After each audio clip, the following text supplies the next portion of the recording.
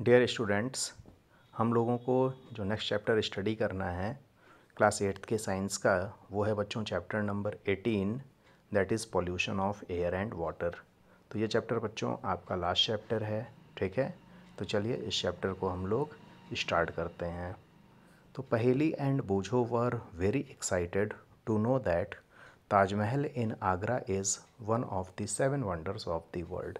तो बच्चों इसमें क्या कह रहा है कि पहेली और बूझो बहुत एक्साइटेड थे, ठीक है, जब उनको ये पता चला कि जो ताजमहल है, ठीक है, जो आगरा में है, ये 7 वंडर्स में आ चुका है, ठीक है। वर्ल्ड्स के जो 7 वंडर्स हैं उसमें जो है ताजमहल का भी अपना एक स्थान है। But they were disappointed to hear that the beauty of this monument in white marble is being threatened by air pollution in the area surrounding the ताज। लेकिन बच्चों इन लोगों ने कहीं से सुना, ठीक है, कि ये जो ताजमहल है, ठीक है, ताजमहल किससे बना हुआ है बच्चों? तो ये वाइट मार्बल से बना हुआ है। तो एयर पॉल्यूशन के कारण, ठीक है, जो ताजमहल है जो कि आगरा में है, तो आगरा में बहुत सारी फैक्ट्रीज़ हैं, इंडस्ट्रीज़ हैं, ठीक है। तो जिसके कारण क्या हो रहा है कि वहाँ पे एयर पॉल्यूशन बहुत ज़्यादा हो रहा है। तो एयर पॉल्यूशन के कारण ये जो वाइट मार्बल्स है ना, ये जो है आपके पॉल्यूटेड हो जा रहे हैं और इनका कलर चेंज हो रहा है। ये वाइट मार्बल से धीरे धीरे येलो में कन्वर्ट हो जा रहे हैं, ठीक है। तो they were eager to know if something can be done to control the air and water pollution. तो पहेली और बूझो ये जानना चाह रहे हैं कि क्या हम लोग कुछ कर सकते हैं, ठीक है, जिससे ये जो हमारा एटमॉस्फेयर है, इस एटमॉस्फेयर से हम लोग एयर और वाटर पॉल्यूशन को कंट्रोल कर सकें, ठीक है, जिससे जो भी ताजमहल है, ताजमहल की जो ब्यूटी है वो हमेशा बनी रहे, ठीक है। एयर पॉल्यूशन के कारण उसमें कोई कमी ना आए।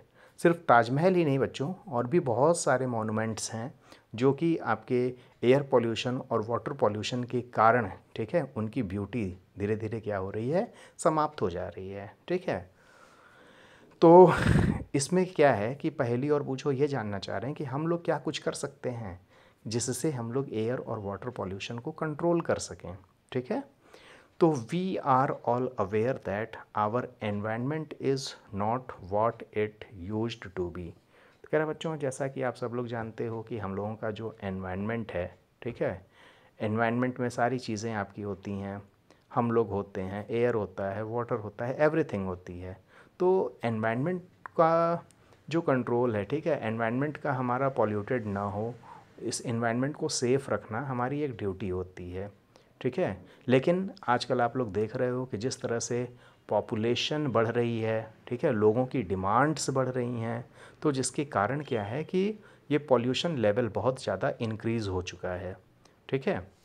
अब देखिए इसमें क्या कह रहा है, our elders talk about the clean water and fresh air that was available in their times.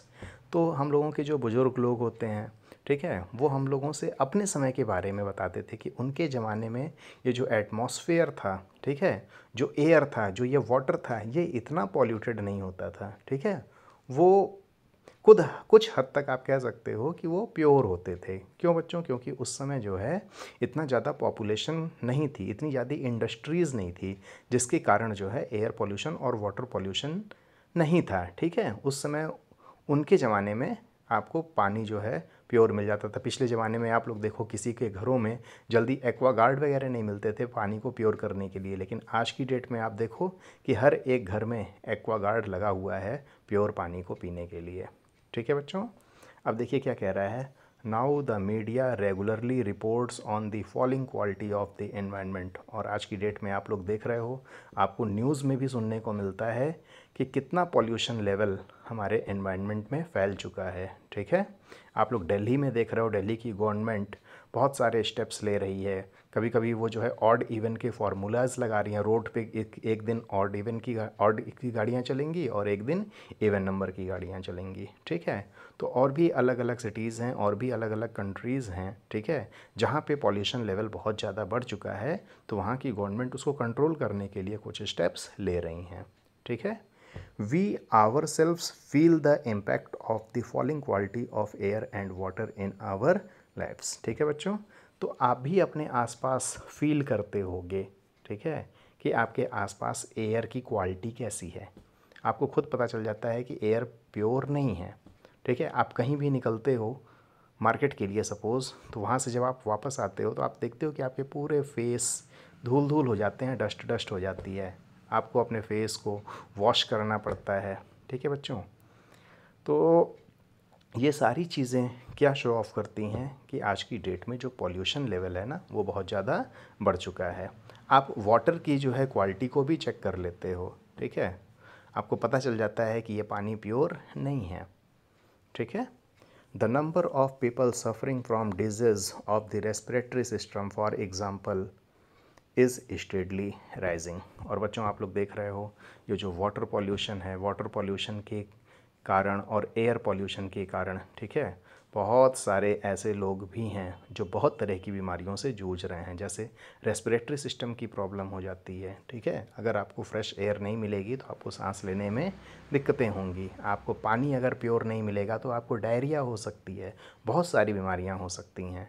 तो एज ए सिटीजनशिप, ठीक है, एज ए आप कह सकते हो कि as a member of our country, our city, ये आपकी रिस्पॉन्सिबिलिटी होती है कि हम लोग अपने एनवायरनमेंट को नीट एंड क्लीन रखने की कोशिश करें। ठीक है बच्चों, तो we shudder to imagine a time when a clean air and water may no longer be available. तो बच्चों कह रहा है कि जिस तरह से आज की डेट में ये पॉल्यूशन लेवल बढ़ता चला जा रहा है, ठीक है, तो वो समय भी दूर नहीं है कि जब आपके एटमॉस्फेयर में, ठीक है, आपके एनवायरनमेंट में एक समय ऐसा भी आएगा जब क्लीन एयर और वाटर कहीं भी आपको अवेलेबल नहीं मिलेगा। ठीक है, you have learned about the importance of air and water in your previous classes. आप लोगों ने अपने पहले की क्लासेस में एयर के इम्पोर्टेंस के बारे में, वाटर के इम्पोर्टेंस के बारे में स्टडी किया है। ठीक है बच्चों, in this chapter we will study about the harmful changes taking place in our surroundings and their effects on our lives। तो इस चैप्टर में आप लोगों को स्टडी करना है कि जब एयर पॉल्यूशन होगा तो उससे हमारे एनवायरनमेंट पे क्या हार्मफुल चेंजेस होते हैं, ठीक है, और उससे हमारे लाइफ्स पे क्या इफ़ेक्ट पड़ेगा। तो नहीं सिर्फ air pollution but water pollution की केसेस में भी हम लोग इन सारी चीज़ों को स्टडी करेंगे। ठीक है, हार्मफुल चेंजेस के बारे में स्टडी करेंगे और उसका क्या इफ़ेक्ट होगा हमारे लाइफ्स पे। ठीक है बच्चों, तो यहाँ तक क्लियर है। तो चलिए इसमें हम लोग नेक्स्ट जो स्टडी करेंगे बच्चों, एयर पॉल्यूशन के बारे में। तो देखिए एयर पॉल्यूशन में क्या कह रहा है, we can survive for some time without food. तो बच्चों अगर आपको खाना कुछ समय तक ना मिले तो आप सर्वाइव कर सकते हो, ठीक है, but we can not survive even for a few minutes without air. लेकिन अगर बच्चों आपको एयर ना मिले, ठीक है, तो क्या आप सांस ले पाओगे, क्या आप ज़िंदा रह पाओगे? नहीं रह पाओगे। आप 1 मिनट या 2 मिनट तक भी अपने सांस रोक करके नहीं रह सकते। ठीक है, तो कहने का मतलब क्या है कि जो एयर है, एयर की इम्पोर्टेंस हम लोगों की लाइफ में बहुत है। This simple fact tell us how important clean air is to us. ठीक है बच्चों, तो ये आपको एक सिंपल फैक्ट्स जो आपको बता रहा है कि हमारे लाइफ में एयर की कितनी इम्पोर्टेंस है, कि आप 2 मिनट 4 मिनट इवन 3-4 घंटे तक आप बिना खाना के रह सकते हो, अपने आप को एडजस्ट कर सकते हो। लेकिन अगर आपको एयर ना मिले तो क्या आप बिना एयर के 1 घंटे भी सर्वाइव कर पाओगे? नहीं कर पाओगे बच्चों, बहुत ही डिफ़िकल्ट है। ठीक है, बात समझ में आई? आपसे कोई बोलता है कि आप अपनी सांसों को रोको, तो आप मैक्सिमम कितने टाइम तक रोक पाते हो? ठीक है, तो उसी से आप अंदाज़ा लगा सकते हो कि एयर की कितनी इम्पोर्टेंस है हम लोगों के लाइफ में। ठीक है, लेकिन एयर का प्योर होना भी बहुत ज़रूरी है। ठीक है बच्चों, अब देखिए यहाँ पे क्या कह रहा है, you already know that air contains of mixture of gases. जैसा कि बच्चों आप सब लोगों को पता है कि एयर में बहुत सारी गैसेस पाई जाती हैं। ठीक है, अगर हम लोग इसकी क्वांटिटी की बात करें तो by volume about 78% of this mixture is nitrogen. सब लोगों को पता है कि हमारे एटमॉस्फेयर में 78% बच्चों नाइट्रोजन होती है, 21% ऑक्सीजन होती है। ठीक है, और जो आपकी 1% गैसेस बच गई, उस 1% गैसेस में आपकी कार्बन डाइऑक्साइड है, आर्गन है, मीथेन है, ओजोन है, वाटर वेपर्स है। तो ये सारी चीज़ें छोटी छोटी स्मॉल क्वांटिटीज़ में हमारे एटमॉस्फेयर में, ठीक है, हमारे एयर में पाई जाती हैं। ठीक है बच्चों, यहाँ तक क्लियर है? तो चलिए, तो एक्टिविटी 18.1 क्या कहता है, You may have covered your nose while passing a brick kiln emitting smoke or started coughing while walking on a busy road। तो बच्चों यही कह रहा है कि जब भी आप लोग जो है किसी ईंट के भट्ठी के पास से मान लो आप लोग निकल रहे हो बच्चों, ठीक है, जहाँ पे ईंट की काम हो रही है, जहाँ पे ईंटों को जलाया जा रहा है, ठीक है, ईंट की भट्ठी देखी होगी, तो वहाँ से गुजरते समय आप लोग उसके स्मोक्स जो भी निकलता है तो आप अपने नोज़ को कवर कर लेते हो, ठीक है। या आप कभी जो है ट्रैफिक में जाते हो, ठीक है, जहाँ बहुत सारी गाड़ियाँ आ रही हैं जा रही हैं, आप वॉक कर रहे हो तो उस समय भी आप लोग अपने नोज़ को कवर कर लेते हो, ठीक है। क्यों कवर कर लेते हो बच्चों? क्योंकि आपको खांसी आना शुरू हो जाती है, ठीक है, आपको सांस लेने में दिक्कत होने लगती है, आपको कफ बनने लगता है। तो on the basis of your experience compare the quality of air at the places given below. अब यहाँ पे बच्चों कुछ प्लेस आपको बता रहा है और वहाँ पे आपको कह रहा है कि आप क्वालिटी ऑफ एयर को फील करो, ठीक है। तो जैसे कि आप कहीं एक पार्क में हो बच्चों, तो पार्क में जब आप जाते हो तो आपको जो एयर होती है उस एयर की क्वालिटी थोड़ी आपको क्लीन लगती है, ठीक है, आपको फ्रेशनेस फील होती है। वहीं अगर आप किसी बिजी रोड पे हो तो बिजी रोड पे जब आप जाते हो, ट्रैफिक वाले रोड पे जाते हो, तो आपको सांस लेने में दिक्कत होने लगती है, आपको कफ जैसा होने लगता है, ठीक है। उसी तरह से बच्चों a residential area and an industrial area. आप किसी रेजिडेंशियल एरिया में रहिए, ठीक है, किसी गांव में किसी कॉलोनी में रहिए, तो सॉरी आप किसी हाँ ठीक है, आप किसी जो है रेजिडेंशियल एरिया में रहिए जहाँ पे आपकी कॉलोनी है, बहुत सारे लोगों के मकान बने हुए हैं, ठीक है, आप वहाँ पे रहिए। या आप किसी एक इंडस्ट्रियल एरिया में रहिए जहाँ बहुत सारी फैक्ट्री हो, हमेशा वहाँ पे धुएँ निकल रहे हों, तो वहाँ पे आप एयर की क्वालिटी को फील करो। तो आपको एयर की क्वालिटी कहाँ अच्छी मिलेगी बच्चों? रेजिडेंशियल एरिया में, ठीक है। इंडस्ट्रियल एरिया में फिर से आपको पूरे एटमॉस्फेयर में धुंध धुंध जैसा लगेगा, ठीक है, एयर पोल्यूशन वहाँ ज़्यादा होगा, आपको सांस लेने में दिक्कत होगी, आपको कफ आएगी, ठीक है बच्चों। फिर कह रहा है a busy traffic intersection at different times of the day.